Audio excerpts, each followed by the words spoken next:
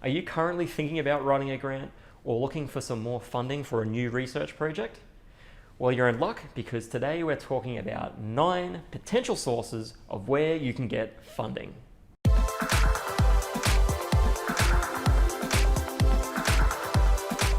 Hi, it's Dr. Ken Dutton-Regester here, and today we're talking 9 potential sources of where you can get your next funding from. So I think it's really important to start out by saying there are a couple of different types of funding out there.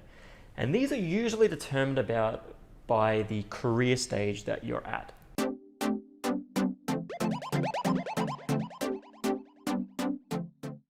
Now, some of the most commonly frequent ones is seed funding. So this is usually a small pot of funds, usually to sort of test out an idea, and if it's successful, to then apply for a larger set of funds.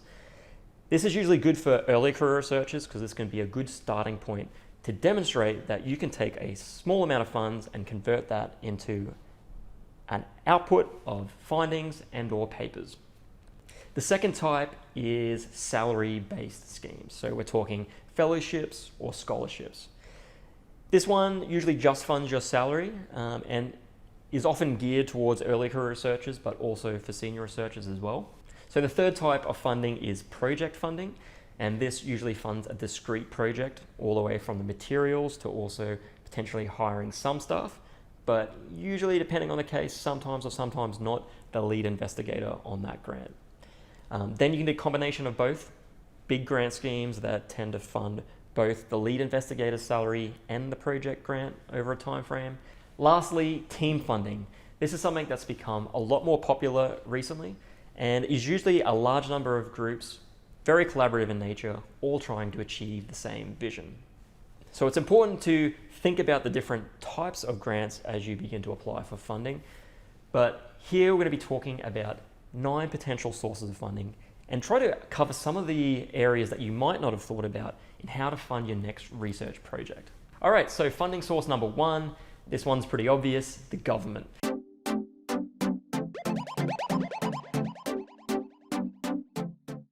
This is the bread and butter of pretty much all academic research, and in the past used to account for the majority of all funding, but now with the funding climate being a bit tighter, that percentage is beginning to drop.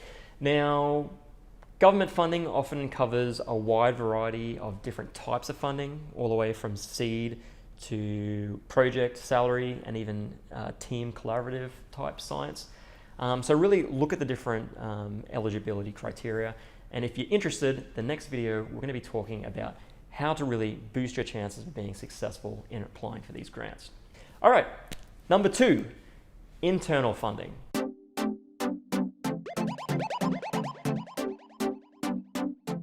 So usually most institutions or universities will have a pot of funds that they make available to the researchers at their institute or university.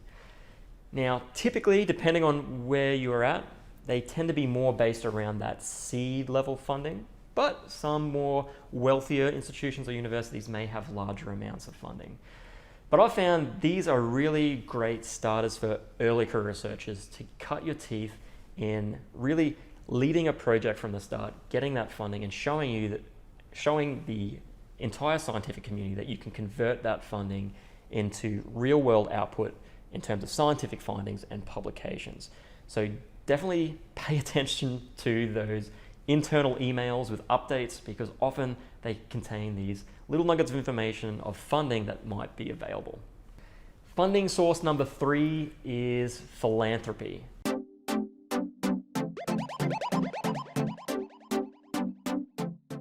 Now, this is becoming even more important and a key critical role with the funding climate being tight these days.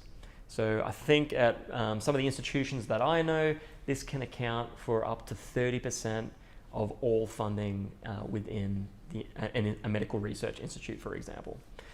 So here we're talking large-scale benefactors or people who might have a personal connection to a certain disease and want to give back to the community or try and help find a cure by donating their money to help researchers achieve their goals. Now, this one's a little bit harder to try and seek out as a scientist and going out into the public. Usually this is done through the institute or university itself, usually through their external relations team. There's usually a whole department based around fundraising and having interactions with the community, trying to find or match up scientists to philanthropic partners. So my suggestion here, if you're interested in going down this path, or if you think you've got a project that might be of interest to a philanthropic donor, is really seek out those teams, those external relation teams, those fundraising teams, those that have that interactions with the community, because they will help you make those connections.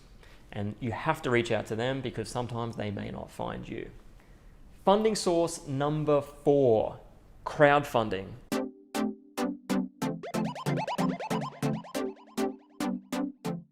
So this is sort of in that philanthropic range, but a little bit different to the previous point. The previous point is usually larger scale donations, whereas crowdfunding is typically a large number of individuals but donating a small amount of funding. Now, you've probably heard of a lot of these different platforms. I mean, the key one to mind is Kickstarter, for example, but there are also some scientific specific crowdfunding sites that also may be another approach to potentially going down this path. Now, this one can be a little bit tricky. It seems like it's easy. You put your research project up online and people will just begin to throw money at you. But as you know, it's a little bit harder than that, and trying to communicate your research that appeals to a general audience to make them donate that $10 or $20 or $50 is actually quite hard. Firstly, you're gonna need some way to communicate what your research is in a really easy to understand format. And most of the ones that tend to be successful are those that at least have a video abstract. So spending the time to spend 2 to 3 minutes to put something together that can quickly demonstrate what you're trying to achieve with your research. Also, I've found, at least from observation of other people that have gone down this route, that the projects that tend to do well in this format tend to have a really broad appeal or have something about it that can really engage the general community. Focusing on a specific protein, well, that's really important, and I know a lot of PhDs are focused around understanding key developmental biology, and gene A is like the be all and end all to all science. That's very hard to get people excited about in the general community. So one example that I know of, and I can't remember the exact name of the project, but I'm pretty sure it was run by the Broad Institute, really involved the community. So this project, for example, was trying to get patients that have had cancer to allow researchers to access their personal information and medical records. Now, this is something that was, from the cancer patient perspective, very desirable because it allowed them to feel like they were actively contributing to a research program, as well as they had the option there to donate some money, or other people who weren't donating their medical research to donate money towards, to really start a database that collected all this information that would allow researchers to have a more powerful data set. So a project like that, for example, and I'm not sure if I've got those details right, so don't hold me to it, has really broad community appeal. So think about, if you're going down this route, how you can fit your project or describe your project in something that's going to be appealing. So funding point number 5, accessing non-profits.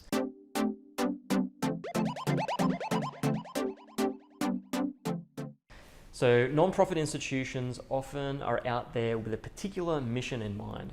And there are a number of non-profits specifically geared towards a funding or helping cure a certain disease or funding a certain problem within the realms of science. And these funding bodies or non-profits tend to be very niche. So they only tend to fund very targeted areas of research, whether that's cancer, the environment. So you really need to make sure when you're applying for these that the type of project that you're pitching and the research that you're doing fits within their mission. So the key thing to getting funding from nonprofits is really making sure that you're hitting their eligibility criteria and making sure that your grant is aligned with their mission, goals, and objectives, And this is usually written out in each of their different grant application calls for funding. So pay close attention to it and make sure you pitch a project or massage a project to fit that very well. I've also found that a lot of these nonprofits tend to like a researcher or a scientist that has a good story. And this can be outside of just the research, but also the researcher themselves. So for example, maybe a cancer researcher, maybe they've been diagnosed with cancer and that's what got them into their research. Or maybe it was a family member who was diagnosed with cancer and that's what got them into research. Or maybe, they've spent the last 5 years raising $50,000 by baking cakes that are science themed or something like that, which was funneling back into cancer research. All of these little stories, these personal connections about who you are as a person and how it can fit into your scientific career can be of appeal to a nonprofit. And this is because sometimes the people that are marking the grants often will include a diversity of different people assessing it. And this can be not only scientists who can judge the scientific content that you're pitching, but also maybe there's advocates or patient advocates on board there that will be looking at the grant and looking who you are and how you might be interacting with the community. So all of these different things beyond just your project that you're pitching and your academic track record, all those other things, your personal story, how often you communicate science to the public, how often you engage the relevant body, these are all things that can factor into whether you'll be successful with a nonprofit. Funding type 6, we're talking trusts.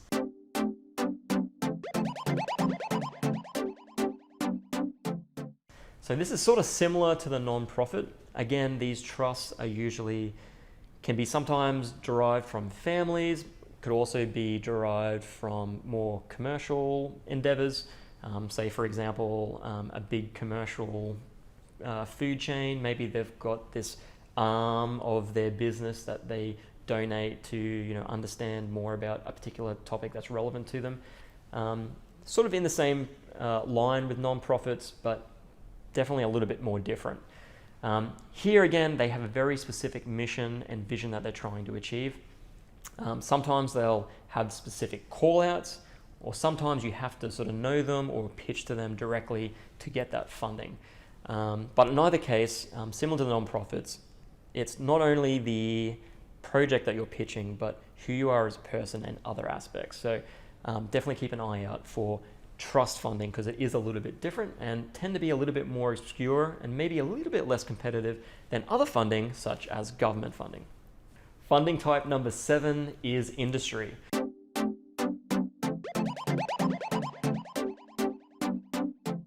Now, all of our research, hopefully, has some capacity to be commercialized. And this is where industry can step in. Now, it's important to note that industry is very different to academia. Industry is very milestone driven, and they have key objectives that they're trying to achieve. So if your research doesn't fit into those objectives, you're probably not going to get any funding. They're not looking for exploratory work. They're looking for things that have a clear goal and clear vision of what the outcomes will be. But industry funding can be a really good way to diversify your funding portfolio and give you some more predictable funding that leads to a commercial outcome. And this can lead to other financial benefits such as developing patents. So thinking about industry funding is something that's definitely worthwhile pursuing. Now, here to get funding through industry, probably one of your best ways is knowing if your research has any existing alignment with a company, for example. So if you're doing cancer research, which I'm falling back to because I'm a cancer researcher, maybe you're working with a specific drug that's a product of a biopharmaceutical company. So here, maybe you could pitch that biopharmaceutical company with some of the findings that you've got and how, if you took that finding a little bit further, how it could help into their research program or the clinical trials that they're currently doing. So thinking about, are there any materials that you're currently working with, and is there any industry bodies or companies out there that would find that research useful?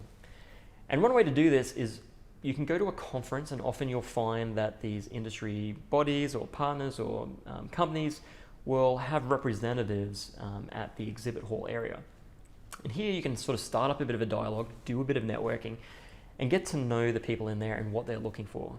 And here you can also sort of informally pitch them an idea and see if there's any interest. If they do show some interest, they might give you their business card, their email address, and then you can take the conversation from there.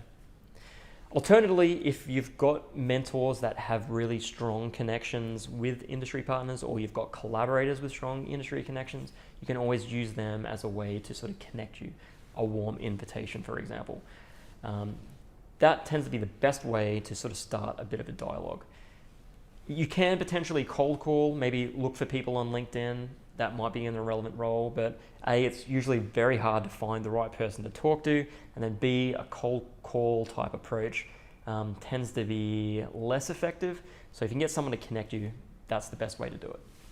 So point number 8 is external universities.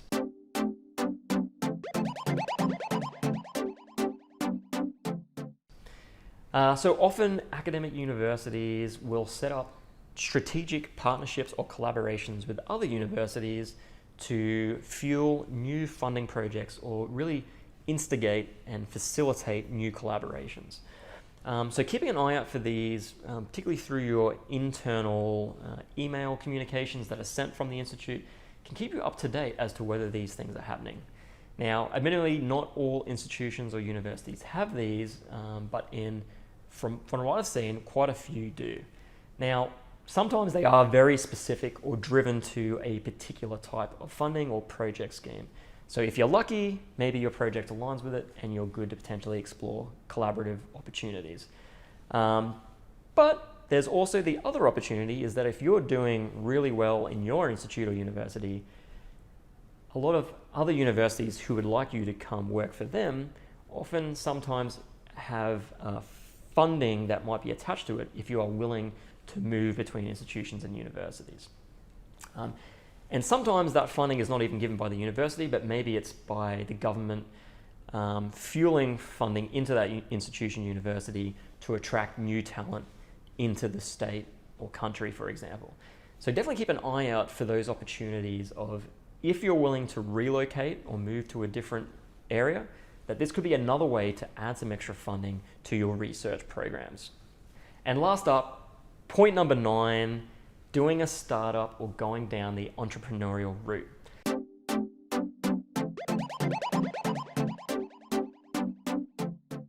Now, this sort of ties a little bit into the industry point that I was talking about before, but if you've got some research and you think it really has some legs and you can see a commercial avenue for it, and to get an idea, definitely talk to your business development unit or someone with some intellectual property knowledge to tell you, or do some market research to see if your concept or research project has legs. It could be another way to potentially get more funding. So I've known a number of small biotechs that have come from academic labs who have seen the potential in the work that they're developing and take it into their own hands, set up a business, set up a company, and go out there and get funding. Now, there's a lot of startup accelerators or incubator programs that will give you small pots of funds to kickstart some of these project ideas or really begin to try and commercialize it. So keep an eye out both within your local area, interstate or internationally, for these incubator programs that are relevant to your specific field. And not only can you apply for those that are very niche specific, so in your particular industry, but sometimes some of these accelerators will also accept science-based ones in more general themed incubators. So in these instances, you might have science companies as well as manufacturing companies, as well as fashion design. You can really be versatile in thinking about where you might get funding through these accelerator or startup programs. Obviously, if you're successful in this type of funding, you can move on to more larger funding rounds, Series A and so forth. That gets a little bit more complex, and you're probably better off YouTubing some other channel that can talk to you about those type of funding. But it can act as another avenue resource to really build out a project idea. So that's it today. That was 9 potential avenues to get funding for your research. Now, I think it's important to outline that it's important to diversify your income. We know the funding climate is tight, so thinking about applying or getting funding from a variety of these different sources will be really important in having a predictable funding flow and making sure that you can effectively perform your research, whether that's setting up an independent program or operating a current research program as is. So if you like this video, feel free to give me a pipette thumbs up or consider subscribing. Next week, we're going to be talking about 9 ways why your grant may have been rejected. And lastly, nothing ventured, nothing gained.